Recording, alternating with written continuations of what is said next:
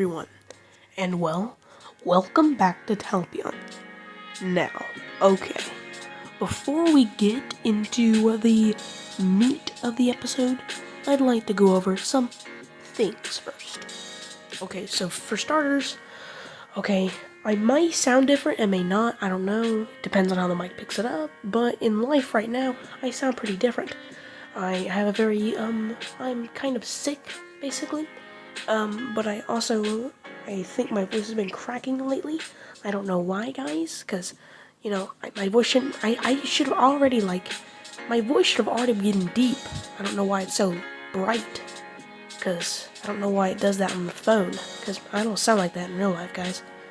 Actually, the reason why you sound so different in your hearing is true. because vibrations through your bones. So realistically, recording But- is more accurate. I don't know why my voice is getting like this. Like, guys, I should not be getting like this. But another thing I need to talk about is 3 months. Dang, that's pretty long. That's a long time away. And in that time, I literally, moved. Well, Compolis is, it's been, 4 months. But we don't talk about that. We're talking about Talpeon, the world of moles. The Talpeons, which, is cool. Now, okay. Some people, Young Speculative Evolution, they want more shorter videos, like I did in the past. Not these hour-long, 2-hour-long videos I've been doing recently. And I completely understand that, because it is actually very, very hard for me to record such long videos. So, I'm usually going to now be splitting videos into parts. And this video is going to be one of those. I'm going to be splitting it into parts. The first part, we're going to be talking about the plains and prairies. In the next episode, we're going to be talking about the aquatic river-dwelling creatures. Okay? Hope that makes y'all happy. Maybe, I don't know. So, the prairies of Talpeon are a lush and open landscape, kind of like the ones we hear on Earth. Lush grasses, English, and sparse shrub trees growing here. It has the potential to shape many peculiar life forms, and a new biome is also formed. Some shrub trees begin to grow in vast pockets, thus creating the first forests in Talpeon's history of the shrub trees. It's a very, very interesting time for Talpeon, and we're going to see some of the major diversification of land moles, or above ground moles.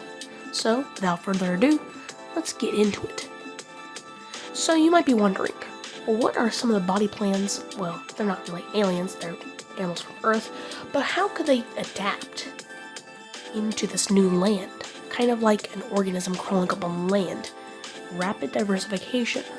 So, it's going to happen when these moles begin to emerge from underground and begin to start colonizing more niches that our familiar animals would fill. So, while the underground can be safe, since there's no predators on land besides massive bees, even though they're predatory towards other insects, not really moles, because they don't really know about them. So, the moles will begin to come out and about. So, when they do this, they're gonna, well, like I just said, fill in niches very similar to that of earthly mammals, even though these are basically earthly mammals. Now, like I just said, it's going to be very similar to that of an organism crawling back on land. I mean, look at this little Tiktaalik. Great grandfather. So beautiful. So, without further ado, let's see how they can get into. I've said that so many times, man. This is one of the creatures that has now evolved, descendant from the hoofle. This is the pufftrill. The pufftrill is a very peculiar type of hoofed mammal. That's right, hoofed. Now, the hoofles already had hoofs, hence their name, hoofle, but they've taken a step further, almost becoming hoofed, like a single toe hoof, similar to that of ungulates on Earth. Specifically, they're very similar to that of wild horses and travel in vast harems throughout these open prairies, grazing. They can also fill the niche of a deer, being very skittish, unlike wild horses, which are still pretty skittish though. But they also have very much big sizes. And while these animals are relatively large, they're not the largest out here.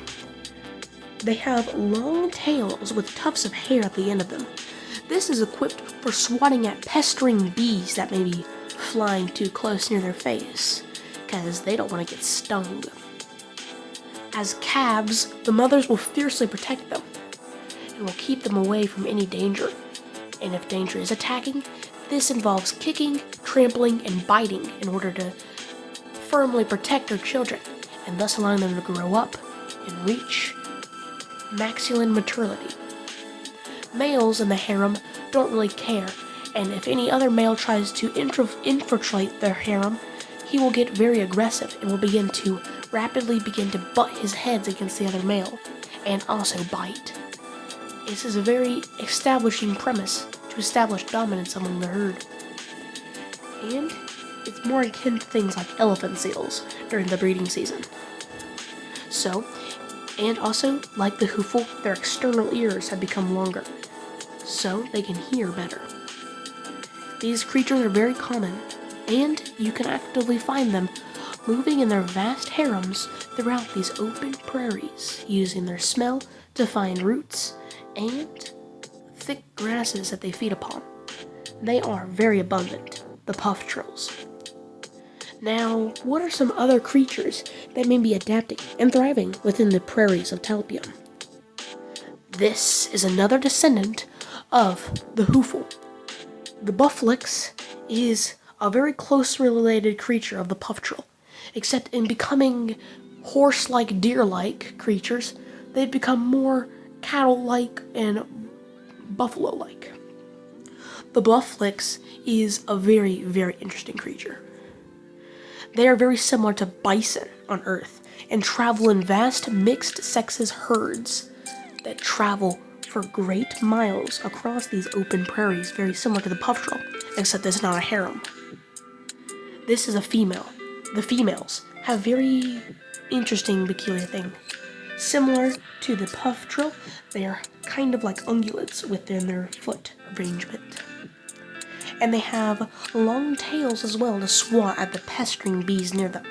And they also have ears that are not covered in hair. This allows them to disperse heat from them because they're quite large.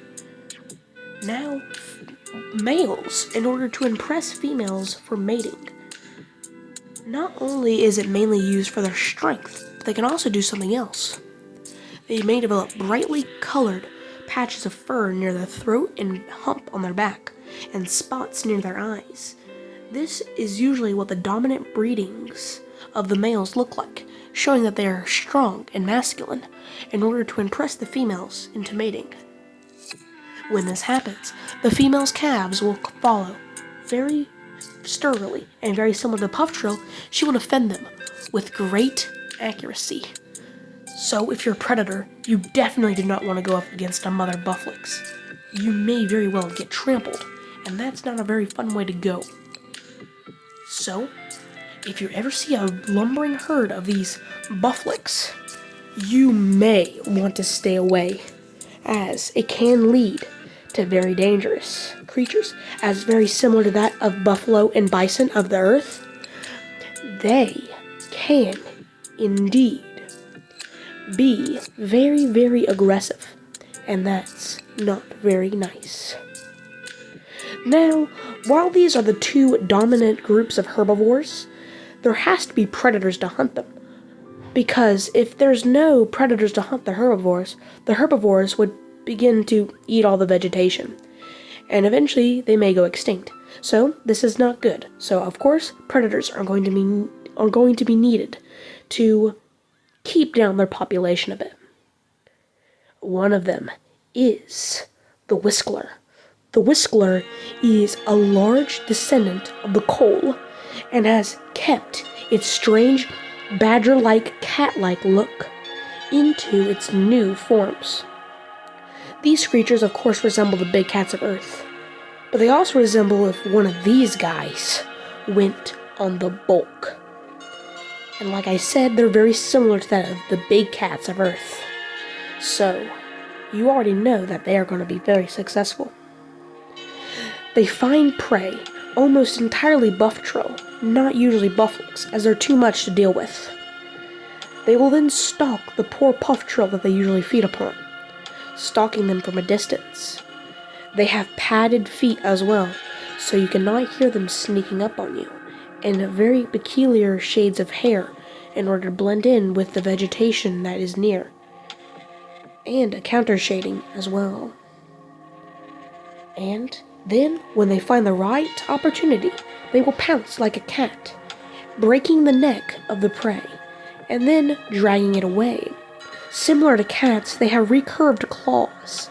This is because they oftentimes stash their kills in shrub trees, meaning that small scavengers may not be able to get to it. The females, once they have their cubs, they will fiercely protect them like the herbivores, teaching them how to hunt the buff-trill, and showing them the right areas to hunt, and thus allowing them to mark their own territory in the future.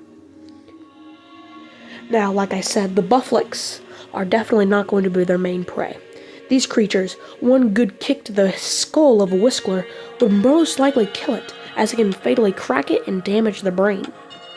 However, the puff-trill are more swift and agile, not really more akin to fighting. While they will, they're not better than the bufflix.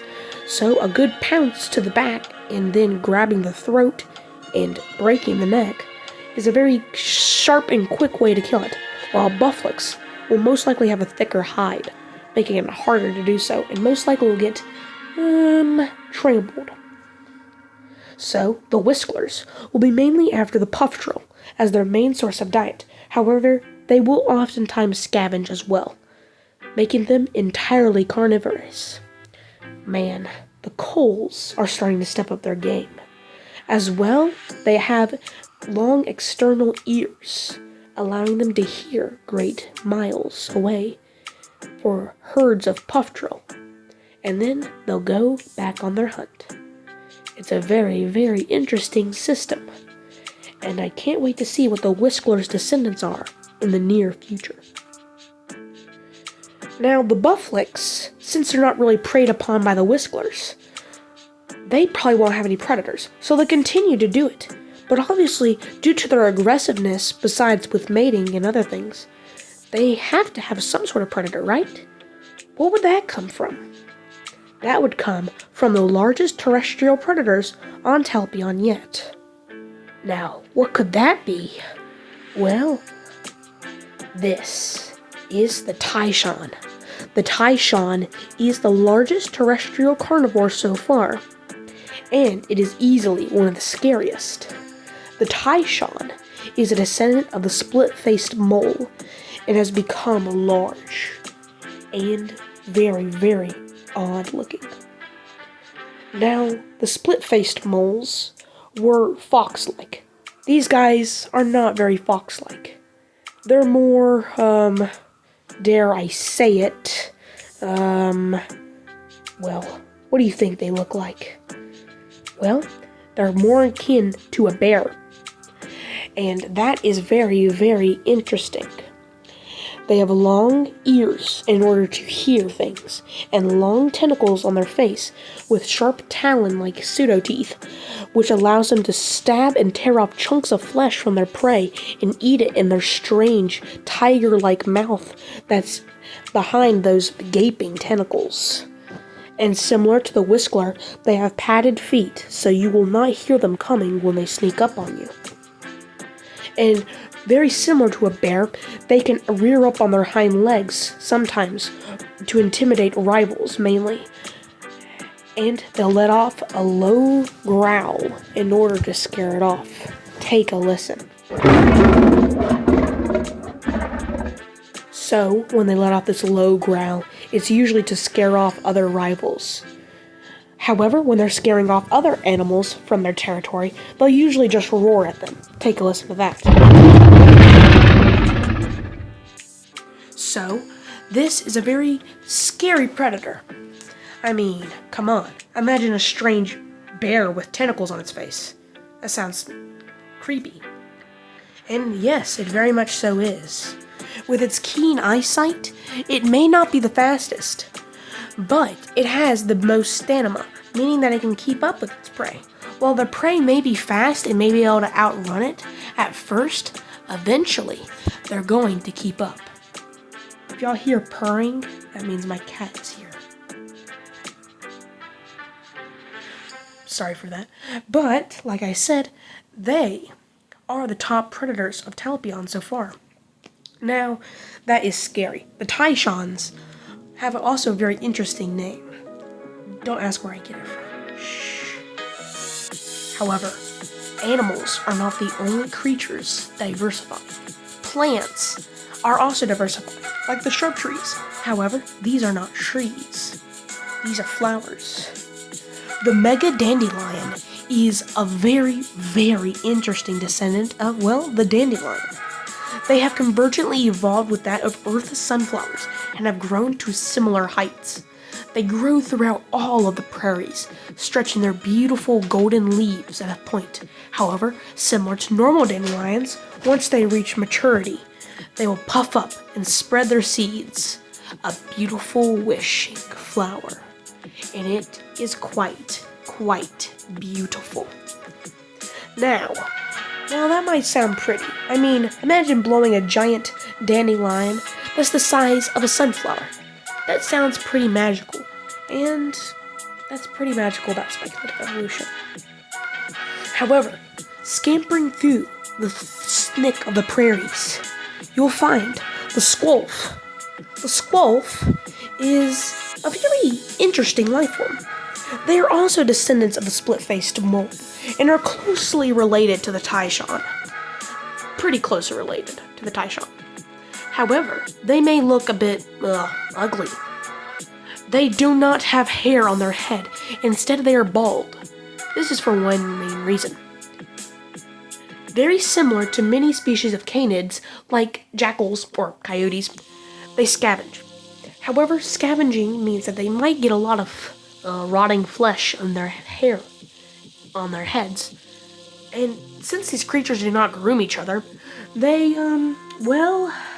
become bald to get rid of the pestering parasites that may be getting in their head fur. And they've also developed very sharp talons, like on the tips of their tentacles, allowing them to tear off chunks of flesh from scavenging. While they will scavenge, they will definitely hunt small puff-trills that may get too close to their territories, and maybe even other rival squolfs.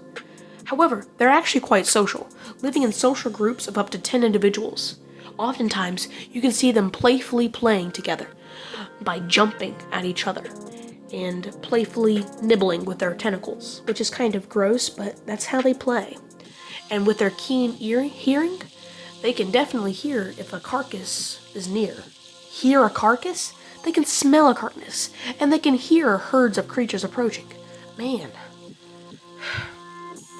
So yes, many packs of these individuals will go off scavenging together, and sometimes even pack hunting, which is a very interesting dynamic on Talpeon, and they are the first to do so. Well, it seems that this scavenging pack, it turns out that the thing that they were scavenging on, well, it seems that the person who made the kill wasn't done with it.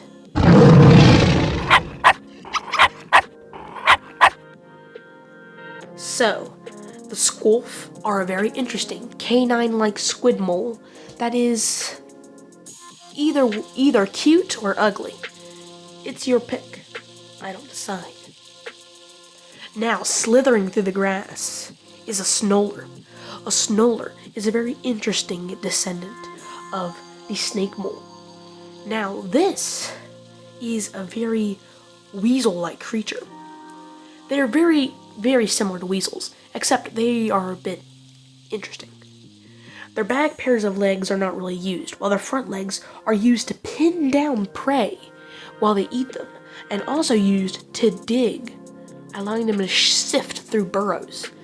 That's mainly why they get their serpentine shape, to slither in burrows, and then slowly extract small creatures. This is the creatures that they're looking for. Snowlers will slither into the burrows of the small creature and kill them and eat them, as well as bands. But what is this? Why are they after this? What is this? This is a star puff. Now, it may look like another interesting, quirky descendant of the split-faced mole. However, it's not. It's a descendant of the odd creatures. But what creatures? I mean, it looks like a rabbit. It can't be a split-faced mole, because you just said it, and also because it doesn't look like a fox. It looks like a rabbit. So what could it be descendant of? Well, it's actually descendant of... You'll never know. It has a very interesting lifestyle, very similar to a diectodon, digging spiral burrows, down, down, down. This is in order to escape the Snowlers and their ravenous reign. So, they are very peculiar in that, and with their front pairs of limbs having sharp claws to dig these burrows, and then even when they leave the burrows, their back pairs of limbs, similar to a rabbit, they can do start sprints and runs and stuff. And they also have strange little bear-like ears on the tip of their head. What? So they can hear if potential threats are near. Mainly, Snowlers, but also sometimes squolfs. Now, okay, y'all probably want to know what it's actually descended from, because it's not descended from the split-faced mole. It's descended from the earliest descendants of the star-nosed mole brought on Talpeon. They also began to adapt for a terrestrial lifestyle, and went to a strange rabbit-like lifestyle, after all things. Which is odd, but if it works, it works. Now, these critters, though they don't look special, I feel they may lead up to some very, very great things in the future. So, keep your eyes out for these strange rabbit-like creatures. So, while the Snowler and the Starpuff are roaming through the bottom dwellings of the grass during the day, there's also another time that the plains are most active. Night. When the sun sets, most of the creatures go to sleep. Basically all of the animals we said go to sleep at this time. However, some come out to play. Now, what are they? Well, let's see. At night, the two moons shine bright, piercing the dim sky, and the grass still blows like it did during the day. The stars shimmer bright and the galaxies are shown. What is moving through the night? This is the noctral. The noctral are very, very closely related to the puff trill. And unlike the puff trill, however, they've developed more deer-like feet instead of horse-like feet and other ungulate-like great feet. Well, deer might be ungulates. I don't know. But their swift movement, they make them more akin to deer. They have very large eyes in order to see through the night, and long ears in order to detect sharp patches of movement, and a very keen sense of nose to smell insects, because they also eat insects too, not just plants. They also have a very fluffy tail that is used for communication by raising it when danger is spotted, making it a very form of silent communication. They travel in mixed sex herds, very similar to the buffaloes, unlike the puff trills which travel in harems. However, while these cute looking critters are traveling, some things may attack them. But what? What can attack such a cute creature? I mean, just look at them. They're so cute. Well, cute is kind of a human biased thing. Well, kind of. It's also kind of realistic because we've evolved nurturing tendons to cute-looking critters. So, what could be trying to attack these deer-like little critters that move through the tall grasses at night? and communicate with their tails. And actually, they also butt heads with their massive dome for play, mainly, and also to dispute against rivals. But what could attack these poor little critters? Well, a very interesting critter. The snaggle. The snaggle is a descendant of the split-faced moles that were nocturnal. And instead of the Tyshons and Squolfs dominating the day, these critters dominate the night. The snaggles are an even more bear-like critter. They take up the standing on their hind legs to the extreme. They are very swift and agile in order to quickly, basically to ambush the nocturals, jumping on them and using their sharp tentacles to tear and stab through the flesh and use their claws to pin them down. It is very, very interesting. When they stand up on their hind legs, they're about 5 feet tall, which is pretty big, but it's also pretty scary, as when the light hits their eyes just right, they may shimmer a bright red. These poor nocturals are hunted when the creature sneaks up on them, and then if the noctral notices them, they're going to, of course, run. So they do pursuit hunting. And once they catch up to them, they will pin them down with their claws and stab them and slash them with their sharp tentacles and their sharp mouths beneath the tentacles, which is a very terrifying way to go. Their dark fur allows them to blend in with the darkness of night. Once they've killed their prey, they will rear up on their hind legs and let out a roar. This is to ensure that they've claimed the kill and no other creature can steal it from them, to intimidate other creatures to not steal their kill. Take a listen. Yeah, that would probably intimidate me too, to not come close. And this can lead to some very, very scary things. I mean, imagine this thing standing up on its hind legs and screaming. That'd be scary. So, when they do stand up on their hind legs and scream, most other snaggles know not to come too close, because the louder the roar, the usually more stronger the individual is. It's a very scary thing. So, if you're at night and you hear that strange howl, it's best not to approach, or you might be hunted yourself. Now, while night is a very peculiar place to be in Talpeon, the forests, the new biomes, are also diversifying. Even though they're very recent, they are also diversifying with greatness. Scampering through the undergrowth of the shrub trees that grow here is the small tree troll. The tree troll are more closely related to the noctral than anything else, and have the very similar deer-like feet. They are highly social, living in very social main groups, and they're very small, more akin to the hoofle than anything else, kind of like a Java mouse deer. They have very long, almost rabbit-like ears in order to detect movement from potential predators. Now, while they do form social bonds, they will not protect each other. Instead, they'll just run away. And whoever gets caught, they get caught. Mothers, however, will not leave their young and will protect them. Their young, very similar to fawns on Earth, like baby deer, have little white spots on them to mimic the beams of light that come down through the forest, which is very interesting and kind of cute. They also have very much rodent-like incisors, allowing them to tear through flesh, though they're not rodents themselves, obviously.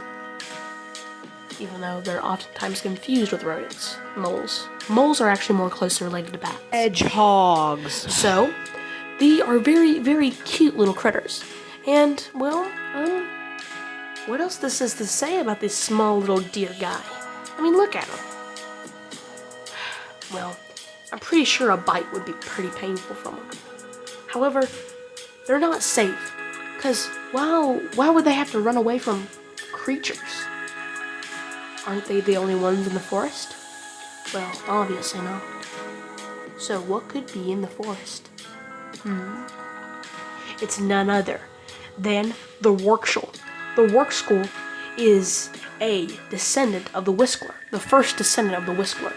They adapted to hunt these small, forest-dwelling creatures. However, the big bulk of the whistler was not enough to fit through the tightness of the trees, so they became smaller and more house cat-like, like a bobcat or something else, and to quickly dart through the forest and hunt the poor tree troll. Like I said, they're very similar to a house cat. And similar to the whistler, they have padded feet in order to sneak up on their prey and dart forward to attack them. Once they've attacked them, they have a very similar hunting style, breaking the neck, and then dragging them down into their root burrows in order to be devoured. They also very similarly take care of their kittens, as they're called, with great accuracy, making sure that they grow up to be strong and mature. And when they are disputing, they let out a loud scream. This scream is usually to scare off rivals that may be trying to infiltrate their nest, as it's very common for them to do so.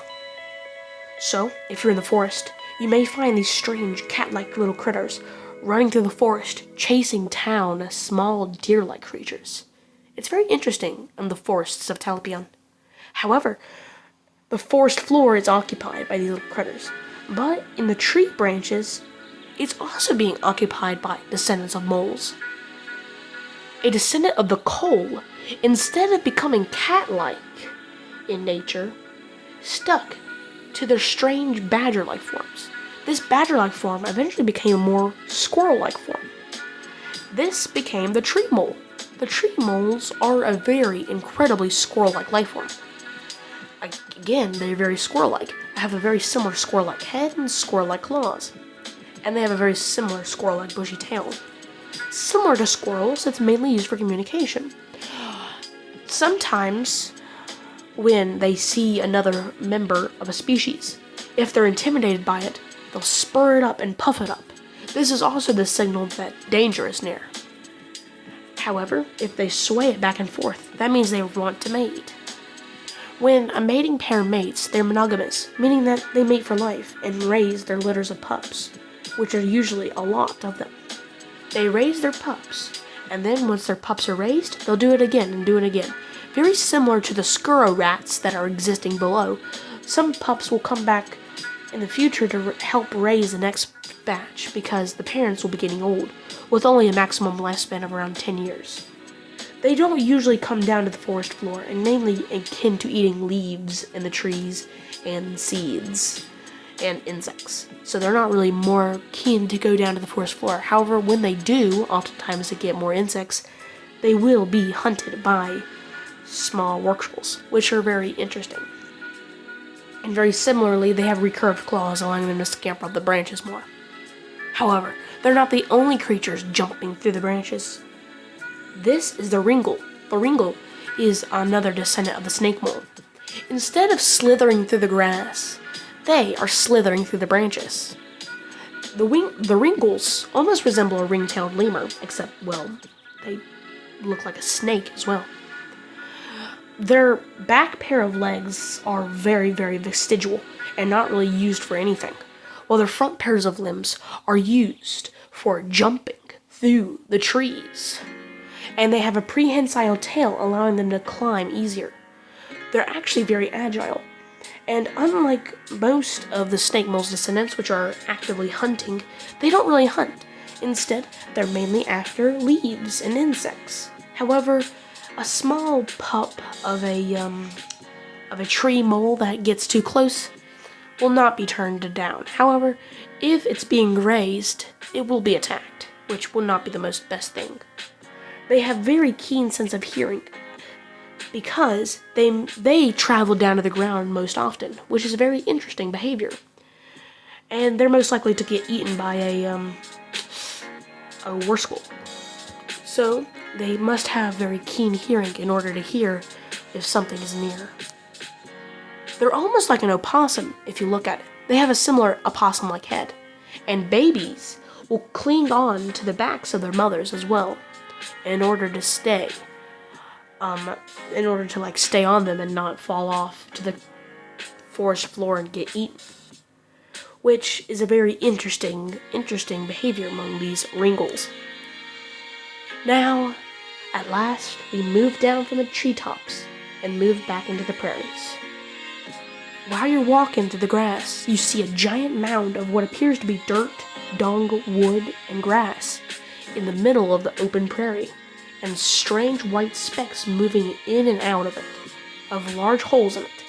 You take a closer look, and you find out it's a very interesting group of critters.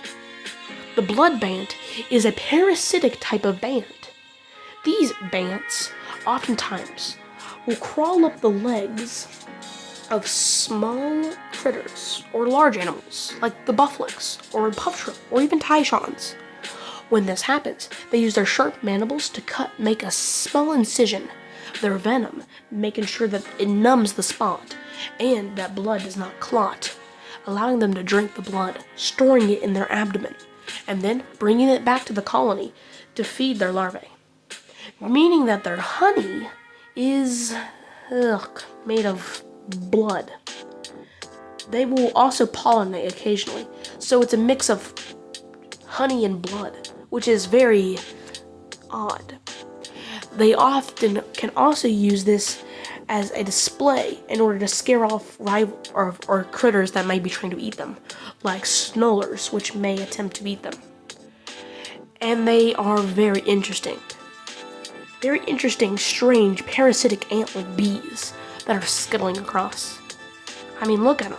That's a pretty scary looking bee that doesn't fly. Yikes. So, if you see a mound of them, it's best not to roll around in the mound because you may be drunk dry. However, jumping through the tall grass as you look down, you can see a very, very interesting looking arthropod. This is the saber cricket. The saber cricket is a very interesting type of insect. They are a descendant of the tusked cricket and similarly hunt the small dirt crickets and other crickets.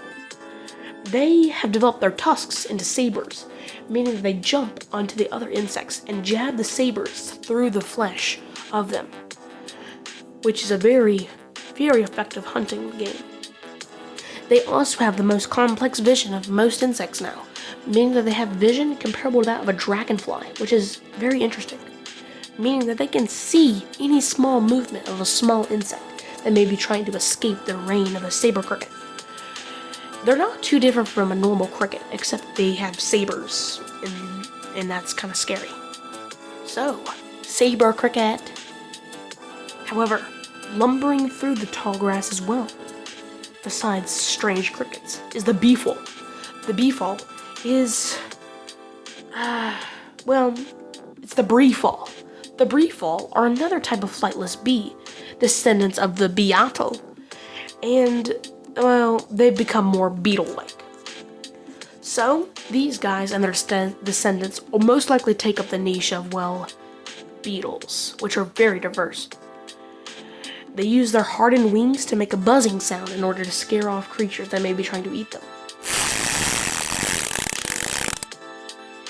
They also pollinate flowers by, going on top of them and then pollinating them, meaning that they still pollinate things. However, they're not really social much. They're still somewhat social, building colonies next to each other, but they don't live in hives and don't have a queen, which is very interesting. This soon may give rise to bees that are not eusocial, which is interesting. That can lead up to some odd things in the future. However, soaring through the air is the dandelion bee. The dandelion bees are a very odd species of bee. Now, these bees prefer hunting near the dandelions, hunting critters like the breefalls that come to pollinate it, grabbing them up and taking them back to the colony to be eating. However, during the maturity of the great flowers, they will eat them. They'll eat the seeds. So, they're not entirely carnivorous. Sometimes you've been seen eating grass. However, their strange serrated singer will also be a very death sentence for any saber crickets or breefalls that get too close to their tall dandelions. So, they're somewhat more peaceful than the other terrifying bees that soar through the skies. So, they're relatively friendly. Just don't get on their bad side, or get too close to the giant dandelions, or they'll be swarmed by these bird-sized bees. Ooh, scary. You know, I feel that bees, specifically these guys, may lead up to some very interesting descendants in the future. Who knows? So, while these odd dandelion beings are soaring, other organisms are still flying. And that is the eye moth. The eye moth are a type of moth that are now becoming out during the day, like a butterfly. Now, moths spend their time at night because butterflies are out and stuff, and probably other factors. But these guys come out during the day, and they pollinate flowers. However, since they're out during the day, they're most likely going to get seen by predators like the dandelion bees and creatures like that, like snaggles as well. Well, not snaggles, but snowlers and squolfs that may see them as a little snack. So, to combat this, they've developed eye spots on their wings that mimic a predator, and they can unfurl them and create a hissing noise with fibers to scare off creatures that may be getting too close. This is akin to many species of moths that do this in order to mimic owls, which is quite effective on Talpeon as well, because nobody wants to see a bunch of eyes staring at them and hear hissing. Sounds kind of nasty. So, these daytime dwelling moths may have very interesting descendants going into the future, unlike their cousins, which are nighttime moth mosquitoes. Kind of nasty. And, well, with that, I'm probably going to end the episode now. Thank you guys so much for watching. And, well, in the next episode, we're going to be covering part 2 of this, talking about the freshwater bodies, seeing how these krill and stuff have been diversified. So, see you then, and, well, bye-bye.